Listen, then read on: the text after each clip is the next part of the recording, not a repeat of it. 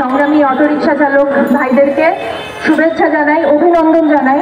আপনারা দেখিয়ে দিলেন যে একটা আন্দোলনের মধ্যে সংগঠিত শক্তি হিসেবে আপনারা আত্মপ্রকাশ করতে পেরেছিলেন বলে আপনাদের উপর যে অন্যায্য যেই প্রস্তাব দেওয়া হয়েছিল, অন্যায্যভাবে যে অটোরিকশা বন্ধ করে দেওয়া হয়েছিল, সেই দাবিটা পরবর্তীতে আপনাদের দাবির কারণে, আন্দোলনের কারণে সরকার সেটা থেকে পিছু হটতে বাধ্য হয়েছে। এটা আমাদেরকে প্রমাণ করে দিল যে মেহনতি জনতা, মেহনতি শ্রমিক, অটোরিকশা চালক যদি একসাথে থাকে, একসাথে কাজ করে, একসাথে আন্দোলন করে, তাহলে যত বড় শক্তি হোক আপনাদের শক্তির সামনে সেটা কিছু না।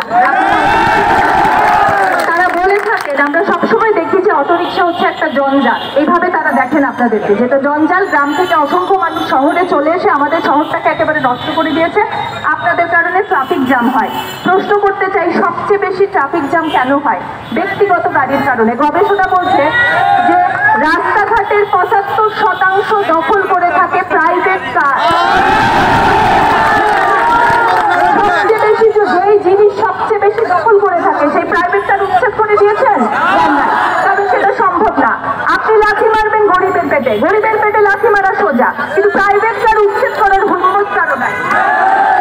আপনাদের বলা হয় যে সবচেয়ে বেশি অ্যাক্সিডেন্ট নাকি অটোরিকশায় হয়। গবেষণা বলছে সবচেয়ে বেশি অ্যাক্সিডেন্ট হয় মোটর বাইকে।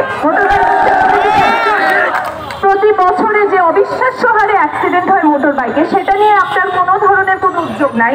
আপনি লাথি মারবেন গরিবের পেটে, কারণ গরিবের পেটে লাথি মারা সোজা, অটোরিকশা হচ্ছে জঞ্জালের মতো।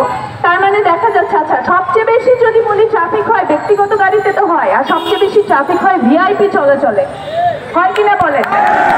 তাহলে বলেন ভিআইপি কি উচ্ছেদ করা উচিত কিনা? একটা ভিআইপি চলাচলের কারণে সারা বাংলাদেশের সমস্ত মানুষ জানে, ঢাকা শহরে প্রত্যেকটা মানুষ কিরকম তাদের উপর দিয়ে দুর্ভোগ এবং কিরকম কষ্ট করে তারা প্রতিদিন অফিসে যায়। একটা ভিআইপি চলাচলের কারণে 15 থেকে 20 মিনিট রাস্তা আটকায় থাকে। তো তাহলে আপনারা প্রথমে ভিআইপি উচ্ছেদ করেন।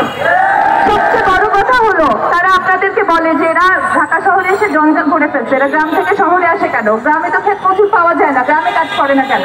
তাদেরকে জিজ্ঞেস করতে চাই, 15 বছর ধরে তারা সরকারে আছেন, 15 বছরে বাংলাদেশের গ্রামগুলা কৃষি খাতের এই বিপর্যয় হলো কেন? কৃষক কেন ধানের দাম পায় না? গ্রামগুলোতে কেন বছরে 5 মাসের বেশি কাজ থাকে না?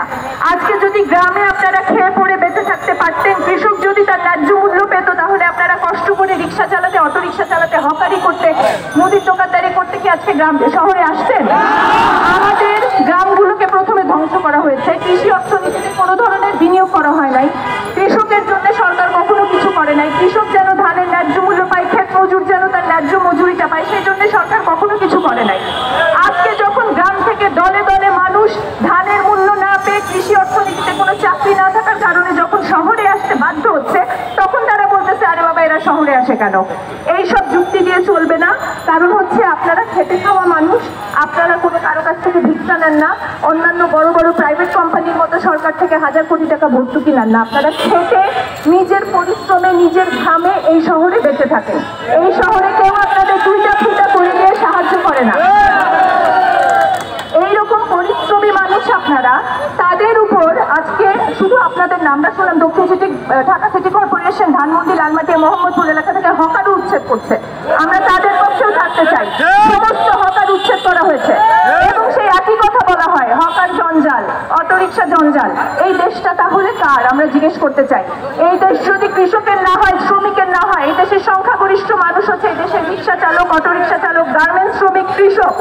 আপনারা তাদের জন্য গত 15 বছরে কি করছেন? আমরা জানতে চাই, গত 15 বছরে বাংলাদেশে এই যে ব্যাংকগুলো লুট করা হয়েছে, শিল্প কারখানা তৈরি করার নামে, শিল্পের নামে ব্যাংকগুলো থেকে শত শত হাজার কোটি টাকা ঋণ নিয়ে সেই ঋণ পরিশোধ করে নাই কারা? শিল্প কারখানার করার প্ল্যান দেখিয়ে পরে দেখা গেছে শত শত কোটি টাকা লোপাট করা হয়েছে। আপনি শুধু সরকারি ব্যাংকগুলোর দিকে যদি তাকান, সোনালী ব্যাংক, জনতা ব্যাংক, রূপালী ব্যাংক, অগ্রণী ব্যাংক, এই সমস্ত ব্যাংক থেকে প্রায় 65,000 কোটি টাকা গত কয়েক বছরে লুণ্ঠন করা হয়েছে। এই ব্যাংকগুলো থেকে টাকা নেওয়া হয়েছিল শিল্প করার নামে, কারখানা করার নামে, উৎপাদন করার নামে। আজকে যদি এই ব্যাংকের টাকা ঠিকঠাক মতো উৎপাদনের কাজে ব্যবহৃত হতো, শিল্প কারখানা যদি ঠিকঠাক মতো করা হতো, তাহলে আমাদের দেশে শিল্প শ্রমিক তৈরি হতো। আপনাদের আজকে তাহলে অটোরিকশা চালাতে হতো না, কারখানার শ্রমিক হতে পারতেন। তার মানে এই যে ব্যাংকগুলো লুণ্ঠন হতো, এবং এই ব্যাংক লুণ্ঠনের সাথে কারা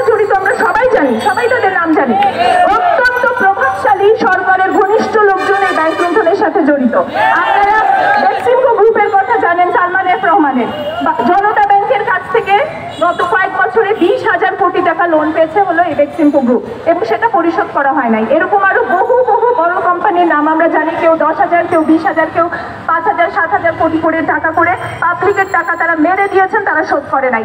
এই টাকা দিয়ে যদি আজকে বাংলাদেশে শিল্প কারখানা হতো, এই টাকা দিয়ে যদি কর্মসংস্থান তৈরি হতো, তাহলে আজকে কি আপনাদের অটোরিকশা চালানোর দরকার হতো? আপনারা তাহলে শিল্প শ্রমিক হতে পারতেন, মর্যাদার সাথে শ্রমিকের কাজ করতে পারতেন। তার মানে হচ্ছে সরকার ব্যাংক লুণ্ঠন করেছে, শিল্প কারখানা তৈরি হয় নাই, কৃষিতে কোনো বিনিয়োগ করে নাই, কৃষকের দিকে তাকায় নাই বলেই আজকে দলে দলে মানুষ শহরে এসেছে এবং অটোরিকশা চালাতে বাধ্য হচ্ছে, হকারি করতে বাধ্য হচ্ছে। কাজেই আপনারা হয় কর্মসংস্থান তৈরি করেন, শিল্প কারখানা তৈরি করেন, তারপর না হয় বলবেন যে ঠিক আছে আপনাদের অটোরিকশা চালানোর দরকার নাই, কিন্তু বিকল্প কর্মসংস্থান তৈরি না করে অটোরিকশা বন্ধ করা যাবে না। আপনারা এই আন্দোলন জারি রাখবেন। আপনাদেরকে শুভেচ্ছা এবং লাল সালাম জানাই। ধন্যবাদ।